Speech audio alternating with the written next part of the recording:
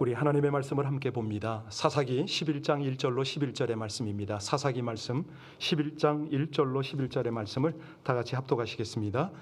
길르앗 사람 입다는 큰 용사였으니 기생이 길르앗에서 낳은 아들이었고 길르앗의 아내도 그의 아들들을 낳았더라.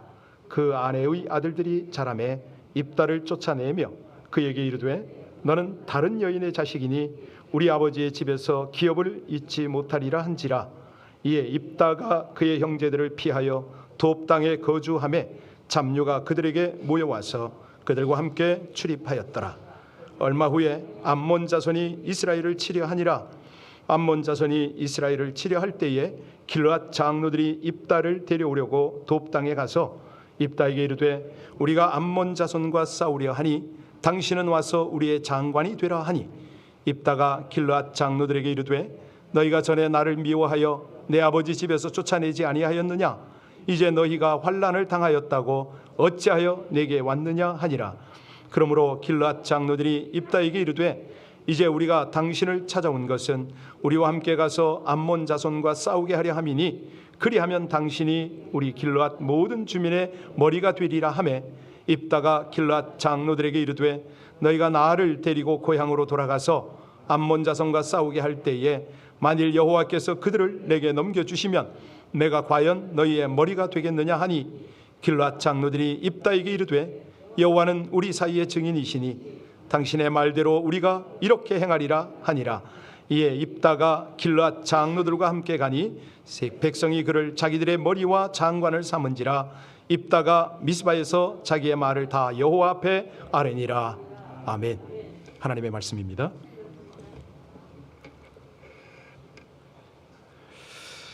사실 하나님의 말씀을 대언할 때 많은 두려움이 있습니다. 오늘 기도도 그렇게 해주셨는데 차차 이 부분에 대해서는 함께 나누도록 하겠고 이 현실이 있기 때문에요. 우리가 살아가는 삶의 현장이 있기 때문에 하나님의 말씀과 함께 이것을 조화를 이루어야 되거든요. 그래서 먼저 오늘은 아프간 사태를 잠깐 정리하고 넘어가겠습니다. 여러분들이 기도해 주셔서 너무 감사한데 아프간에는 지금 우리가 상상치도 못하는 그런 어려움이 있지 않습니까? 피난민 행렬이 줄을 잇고 무엇보다도 현지에 있는 지하교회들, 선교사들이 엄청난 박해와 고통을 당하고 있습니다. 어제 28일에는 미국 국방부가 그런 발표를 했죠. 이 아프간 카불 공항에 또 다른 테러 위협이 있으니 공항 근처를 떠나라 이런 명령을 했거든요. 바로 하루 전날 27일에는 카불 공항의 그 주변이죠. 거기서 이 탈레반의 그 아주 삼엄한 검문과 IS 폭탄 테러 때문에 미군이 13명이 숨졌습니다. 그랬더니 조 바이든 대통령이 그런 말 했지 않습니까? 우린 용서하지 않을 것이고 잊지도 않을 것이다. 끝까지 찾아낼 것이고 그 대가를 치르게 하려겠다. 이걸 강조하고 어제 실제로 보복 공습을 강행해서 그 극단주의 무당 단체죠. ISIS 그 기획자를 사살을 했습니다. 이런 일련의 뉴스를 진행하면서 들으면서 우리 모두가 이건 정말 마지막 때인가 보다 깨어서 긴장을 하게 되는데 그 와중에도 좋은 소식도 있습니다. 가령 한국의 경우는 한국 정부, 한국 군인을 도운 현지인 427명을 탈출시키는데 성공을 했어요. 그중에 36명은 사정이 있어서 탑승을 못했고요. 나머지는 전원을 데리고 들어온 것으로 알려졌습니다. 버스를 미군이 추천한 버스를 6대를 섭외를 해가지고 각각 장소 새벽에 모이게 해서 삼엄한 공항을 뚫고 들어와서 비행기에 태웠다. 이런 기사고 한국까지 무사히 도착했는데요. 비슷한 탈출 작전을 감행했던 독일의 군용기는 10명을 태우고 나왔고 일본도 500명을 목표했는데 10명. 또 다른 나라는 벨기에 같은 경우에는 한 명도 성공을 못했던 이런 사실이 알려지면서 참 이거 뭐라고 우리가 어떻게 이해해야 될지 모르는 이런 상황을 지금 겪고 있습니다. 잘 아시지만 이번에 탈출을 못하면 적국을 도왔기 때문에 적성분자라는 꼬리표가 달리고요. 특별히 기독교 크리스천들은 자기들의 종교를 믿지 않았다는 이유 때문에 엄청난 고통과 심지어는 죽음으로 몰아가는 이런 상황 아닙니까? 그래서 지금 보니까 극적인 탈출 기회를 잡은 사람이 있고 두려움에 아직도 방황하는 그런 사람들이 있습니다. 그런데 놀라운 것은 이런 모든 상황을 통해서 하나님은 당신의 복음을 펼치시고 하나님 나라를 세워 가신다는 거죠. 여러분 혹시 창조적 고통이란 말 들어보셨습니까? 폴 트루니가 그런 책을 썼어요. 이 복잡한 가정이나 고통스러운 상황, 왕따를 당하거나 생각하기 어려운 그런 환경 속에서 성장한 사람들, 그 가운데는 역사를 움직이는 인물들이 많다. 이런 내용의 책인데요. 예를 쭉 들었더라고요. 세상적인 관점은 그렇습니다. 이제 성경으로 들어가면 성경이 바로 이런 혼란한 시기에 정말 고통받는, 그러면서도 하나님의 기회를 잡아서 하나님 앞에 귀하게 쓰임받은 그 주인공이 오늘 등장을 합니다. 그의 이름이 뭡니까? 입다입니다. 어두운 역사적 환경에 태어났거든요. 그런데 이제까지 활동했던 다른 사사들과는 다릅니다. 시대적 상황뿐만 아니라 개인적으로도 극히 불우한 환경에서 어렵게 성장을 했는데, 그럼에도 불구하고 기드온과 바락과 삼손과 더불어서 위대한 사사가 되었다. 히브리서 11장 32절의 말씀이거든요. 왜 어떻게 그럴 수가 있었을까? 하나님이 주시는 기회를 잡았다. 그 기회를 누리고 이것을 나눴다. 이것이 오늘 본문에 전개하기 위한 아웃라인입니다. 자, 이제 1절과 2절을 같이 볼까요? 다시 한번 봉독합니다. 1절과 2절입니다.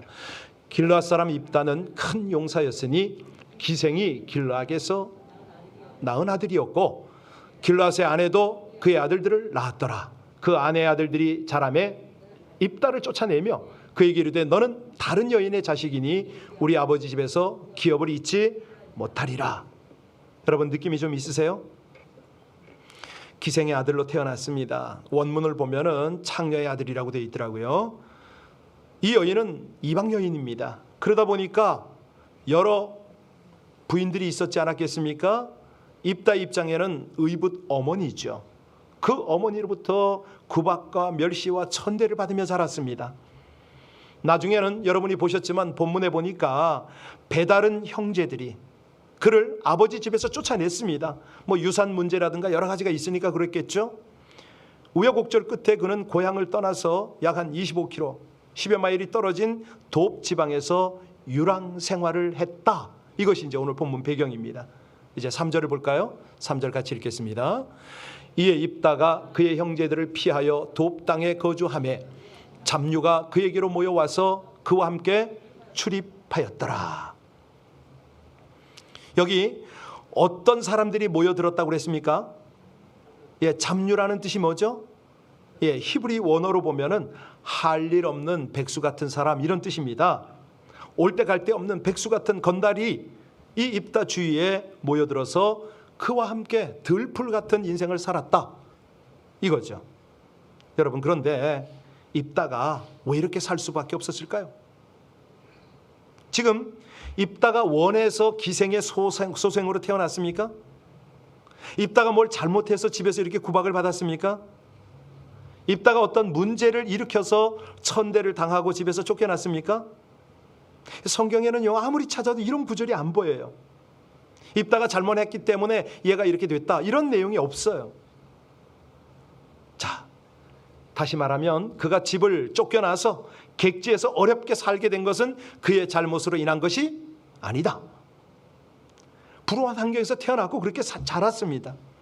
그러면 어떨까요? 이런 환경에서 자라면 대부분 신세 타령을 하지 않겠습니까? 부모, 형제에 대해서, 가정에 대해서 원망하고 심하면 삶을 포기하고 낙심할 것 같아요. 그런데 입다는 그런 모습이 없습니다. 아무 잘못 없이 고향에서 쫓겨나가지고 유랑 생활을 하고 있는데 그에게서 좌절하고 삶을 포기했다, 이런 내용이 없어요. 더군다나 그의 주변에 백수가 몰려왔기 때문에 그들과 함께 갱단을 조직하고 나쁜 짓을 했다, 이런 내용이 없어요. 자, 이제 5절과 6절을 같이 다시 봉독합니다. 5절 6절입니다. 암몬 자손이 이스라엘을 치려할 때에 길르앗 장로들이 입다를 데리려 오려고 돕당에 가서 입다에게 이르되 우리가 암몬 자손과 싸우려 하니 당신은 와서 우리의 장관이 되라 하니. 자, 보니까 이제 느닷없이 유랑하는 입다에게 장관이 되랍니다. 어떻게 이럴 수가 있죠? 네, 그것은 평소에 입다는 준비를 했기 때문이라고 봅니다. 왜? 준비되어진 만큼 쓰임 받잖아요. 준비되어진 만큼 일할 수가 있습니다. 여기 우리 1절부터 보면은 입다는 큰 용사다 이런 표현이 있는데요, 그는 이 어려운 환경을 극복하고 이미 큰 용사가 되어 있었어요. 비록 불행한 환경에 살았지만 그는 무예와 지략을 갈고 닦았음이 분명합니다. 그렇지 않고서야 어떻게 이스라엘 지도자들이 와서 입다에게 찾아와서 암몬 사람들을 대항해서 싸워달라고, 우리의 장관이 되어달라고 이 말을 할 수가 있겠습니까? 여러분, 이 내용을 보면서 어떤 느낌이 드세요? 오늘날에도 이런 일이 있을 수가 있죠. 많은 인재를 스카우트 하잖아요. 그러면 우리 교회적인 입장에서는요, 우리 믿음이 이렇게 준비되어야 되는 거 아닙니까? 아무리 불행한 환경이 되어도, 절망적 상황이 되어도 그 환경 속에서 영적인 내공을 길러야 되는 거 아닙니까? 영역을 길러야 되겠죠. 하나님께서 언제든 나를 부르시고 사용하실 수 있도록 내 백성, 내 나라, 내 교회를 위해서 네가 좀 지금 해라 라고 하나님이 말씀하실 때, 예, 아멘, 그렇게 대답할 수 있도록 우리가 실력을 길러야 되는 거 아니냐 이거죠. 여러분, 요셉 잘 아시죠? 그가 소년 시절에 꿈을 꿨습니다. 막 뱃단들이 절을 하고 뭐 난리가 났었죠. 그가 이 꿈을 꾸고 바로 부모 형제들이 절하고 뭐 총리 대신의 자리에 올랐습니까? 아니거든요. 오히려 요셉은 그 길로 노예로 끌려가고 11년 동안 가정에서 총무생활하고 2년 동안 옥살이를 하면서 총무생활하고 그랬습니다. 여러분, 여기서 키가 뭔지 아세요? 요셉은요, 있는 자리에서 실력을 쌓았다는 거 아닙니까? 바로 왕의 시위대장인 보디발 집에서 종살이 할 때 그가 어떻게 가정총무가 될 수 있었을까요? 타인종입니다. 언어가 다른 곳에서 왔습니다. 만약에 그가 부지런하지 않고 언어가 통하지 않고 문화를 그가 적응하지 않았다면 이런 일이 벌어졌을까요? 그러니까 문제는 뭐냐면 다른 종들이 잠자고 있을 때 요셉은 뭐 했다? 애굽의 문화와 언어를 익혔을 겁니다. 다른 사람이 원망하고 틈만 있으면 쉬기를 원할 때에 요셉은 더 열심히 일했겠죠. 억울하게 누명 쓰고 감옥에 들어가서도 마찬가지입니다. 거기서도 요셉은 최선을 다했습니다. 이 감옥 안에서 자기의 발전, 성장 기회를 삼았던 거 아시잖아요. 자기가 죄수인데 다른 죄수를 섬깁니다. 거기서 정치를 배웁니다. 세상을 배워요. 아니, 희망 없는 감옥 속에서 거기서 준비를 하는 거예요. 갈고 닦는 거죠. 어떤 환경에서도 그는 시간을 낭비하지 않습니다. 최선을 다해서 준비했습니다. 사람들 소중하게 여기고 자기 교사로 삼고 고난을 기회로, 하나님이 주신 기회로 삼았던 거죠. 그래서요, 시편 105편 17절에 보면 이 요셉을 이렇게 소개합니다. 들어보세요. 한 사람을 앞서 보내셨으며 요셉이 종으로 팔렸도다. 그 발이 착고에 상하며 그 몸이 쇠사슬에 매였으니 곧 여호와의 말씀이 응할 때까지라. 그 말씀이 저를 단련하였도다. 착고에 매였고 막 노예죠. 끌려다니는 그런 상황 속에서도 하나님의 말씀으로 자기를 훈련시킨 거죠. 자기를 단련한 거예요. 자, 그렇다면 뭐 저도 약점이 많습니다만 여러분의 약점은 뭡니까? 지금 형편이 어떠세요? 영어가 잘 안 되신다고요? 몸에 병이 있다고요? 뭐 저처럼 자꾸 머리가 빠진다고요? 내 약점이나 내 어려움, 내 부족함, 이것들 때문에 고민할 필요가 없습니다. 고민한다고 해결이 안 되니까. 그럼 어떻게 해야 되죠? 있는 자리에서, 하나님이 허락하신 자리에서 최선을 다하는 겁니다. 이 바닥에서 정상에 올라가는 사람들을 한번 보세요. 에이브라함 링컨이라든가 발명왕 에디슨이라든가 작곡가 베토벤이라든가 수많은 사람들이 어려운 환경 속에서 불행한 환경 가운데서도 최선을 다했잖아요. 그래서 위대한 역사를 펼쳐가지 않습니까? 발자취를 남기는 거죠.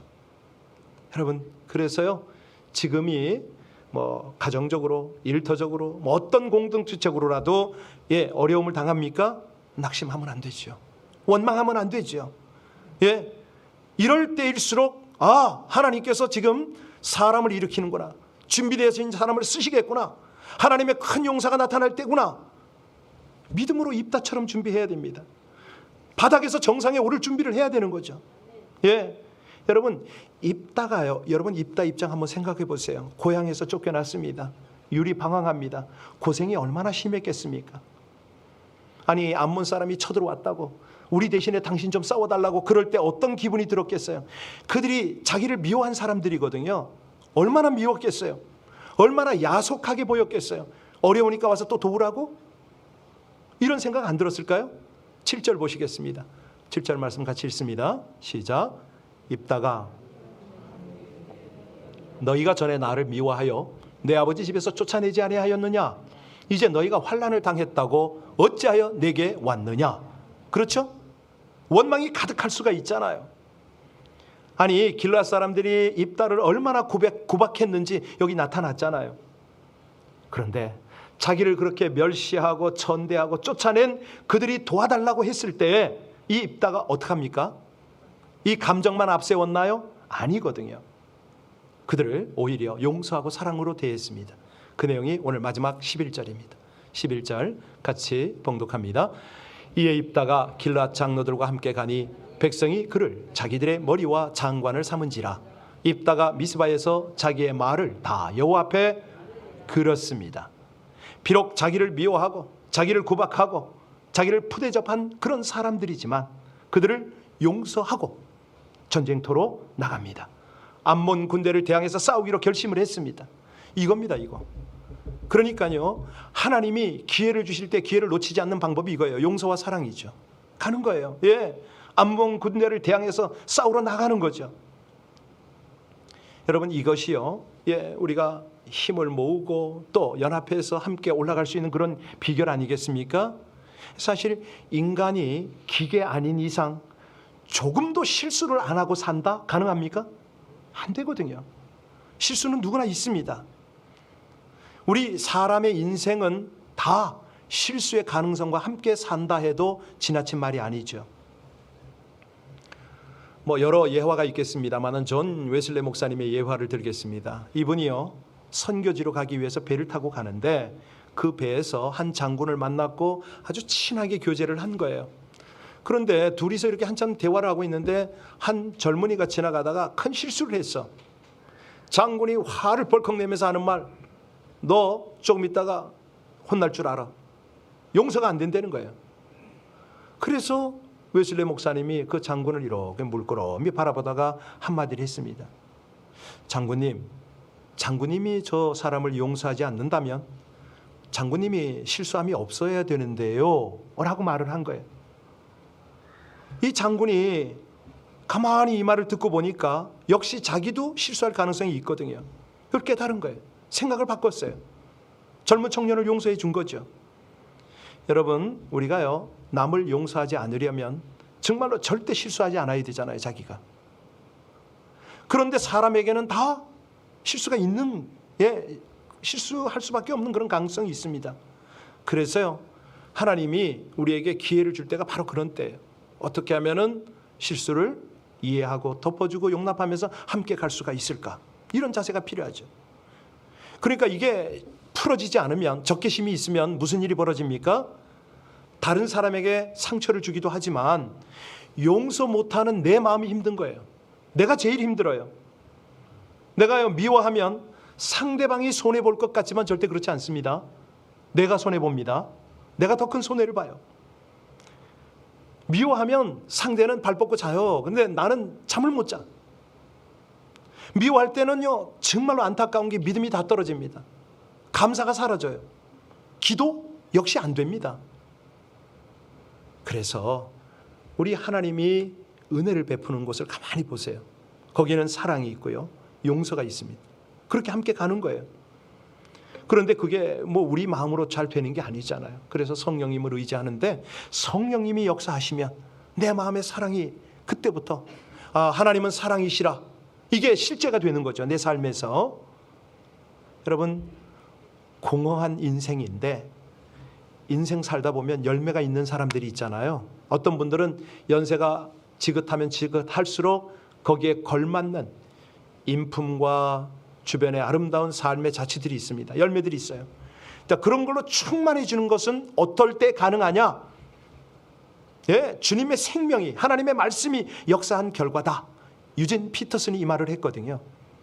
그러니까 우리가 죄악으로 타락한 인간인데 할 수 없이 공허한 인생으로 전락해버렸습니다. 뭐 도토리 키작이에요. 뭐 잘났다 해봤자 거기서 거기에 건져봐야 아무것도 없어요. 그런데 남는 건 뭐냐? 딱 하나입니다. 하나님의 말씀을 쫓아가는 거죠. 우리 주님 안에서 살려고 발버둥을 치는 거죠. 그러면 나도 모르게 주님께서 열매를 맺어갑니다. 여기 입다 보세요. 입다가 전쟁터에 나갈 기회가 주어지니까 그가 뭐라고 그럽니까? 내가 승리하리라. 여러 장로들이여 걱정하지 마시오. 내가 할 수 있습니다. 내가 이렇게 말했나요? 아니요. 그렇게 말하지 않습니다. 9절 잘 보세요. 9절 같이 읽어보겠습니다. 입다가 길르앗 장로들에게 이르되 너희가 나를 데리고 고향으로 돌아가서 암몬 자손과 싸우게 할 때에 만일 여호와께서 그들을 내게 넘겨주시면 내가 과연 너희의 머리가 되겠느냐 하니. 여러분, 뭐라고 그랬습니까? 그렇지요. 하나님께서 그들을 내게 붙이시면, 이 말을 했잖아요. 이거죠, 이거. 네. 그러니까 이 말씀은 여호수아 14장에 보면 85세 된 갈렙이 한 말하고 똑같아요. 갈렙이 그때 뭐라고 그랬죠? 여호와께서 말씀하신 이 산지를 내게 주소서. 당신도 그날에 들으셨거니와 그곳에는 아낙 사람이 있고 그 성읍은 크고 견고할지라도 여호와께서 혹시 나와 함께 하시면 내가 필경 여호와의 말씀하신 대로 그들을 쫓아내리라. 이 산지를 주시면 내가 그들을 쫓아내는데, 여기 정확한 문맥은 뭐냐면요, 여호와께서 반드시 나와 함께 하실 것을 내가 믿는데 그렇다면 내가 반드시 여호와의 말씀대로 그들을 쫓아낼 수 있습니다. 이 고백이거든요. 그러니까 갈렙은 자기를 믿는 게 아니에요. 누굴 믿어요? 그렇습니다. 하나님을 믿는 겁니다. 여기 사사 입다가 어쩌면 갈렙하고 똑같은 그런 말을 하고 그런 생각을, 그런 전략, 그런 기술로 함께 다가가는지 몰라요. 하나님이 자기에게 붙일 때 이게 가능하다는 거죠. 마지막 11절 다시 한번 보겠습니다. 11절입니다. 이에 입다가 길르앗 장로들과 함께 가니 백성이 그를 자기들의 머리와 장관을 삼은지라. 입다가 미스바에서 자기의 말을 다 여호와 앞에 아뢰니라. 입다가 암몬과 싸우러 나가기 전에 어디에 나갔더라? 먼저? 그렇죠, 하나님 앞에 나갔더라, 이거 아닙니까? 왜요? 하나님의 인도, 하나님의 도움, 모든 것을 하나님께 다 아뢰는 거죠.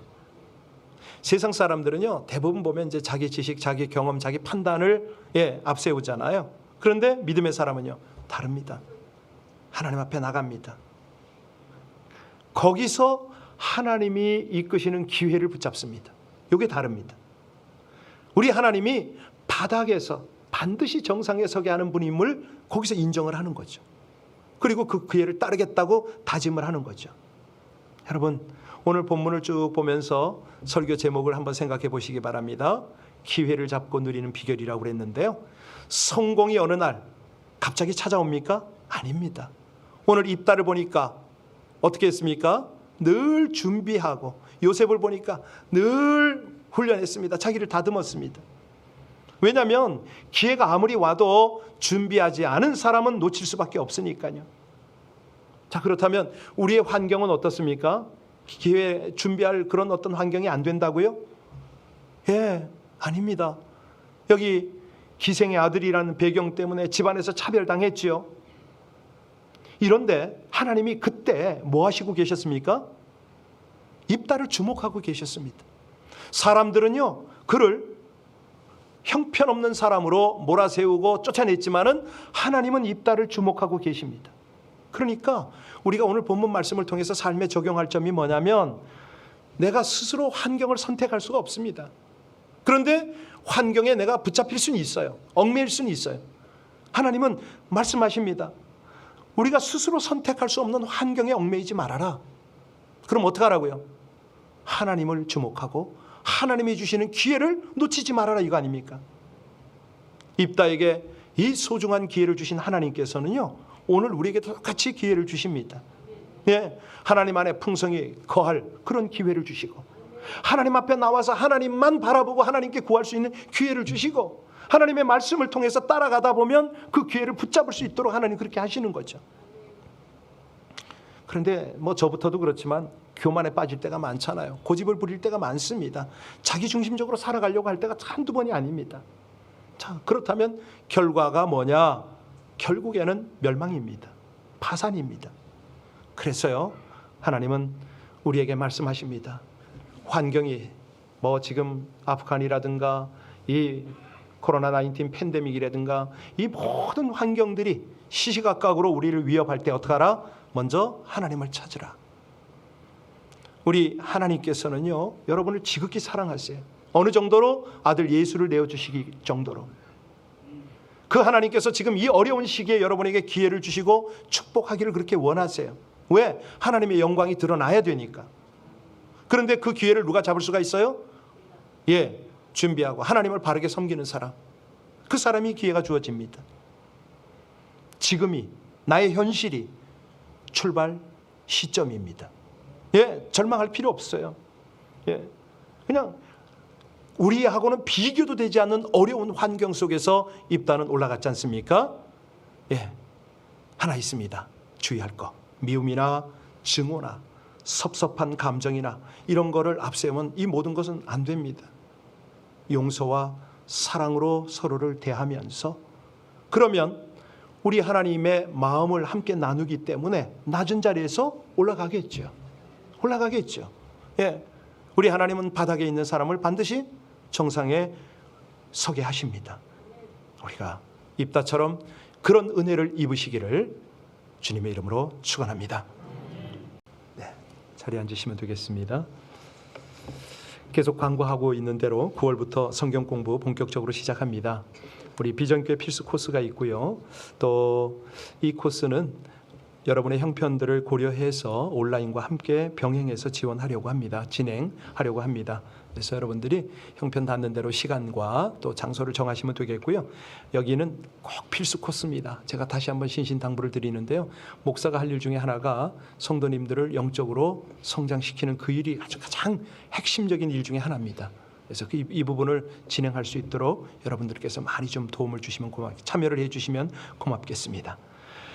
우리가 기도하고 후원하고 있는 미얀마의 김영민 선교사 가정이 미국에 왔습니다.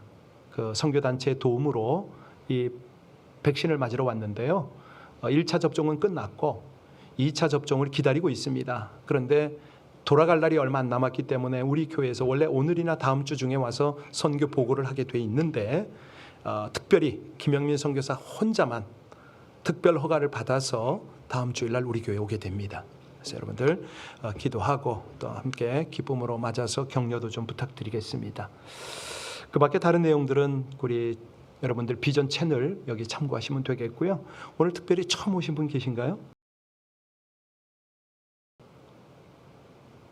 네, 예, 우리 최현준 목사님, 네, 중국에서 저랑 같이 있었습니다. 그런데 지금은 여기 박사학위 공부하러 지금 들어왔습니다. 그래서 박수로 한번 환영해 주시겠습니까? 감사합니다. 그리고 우리 김옥자 전도사님이 지금 어머니 때문에 사실은 한국을 방문할 사정입니다. 몸이 많이 안 좋으십니다. 여기 우리 교회도 몇 차례 출석하고 심지어는 최고령자로 멕시코 단기 선교도 다녀오셨거든요. 그때만 해도 괜찮으셨는데 지금 미국 오기가 여의치 않으신가 봅니다.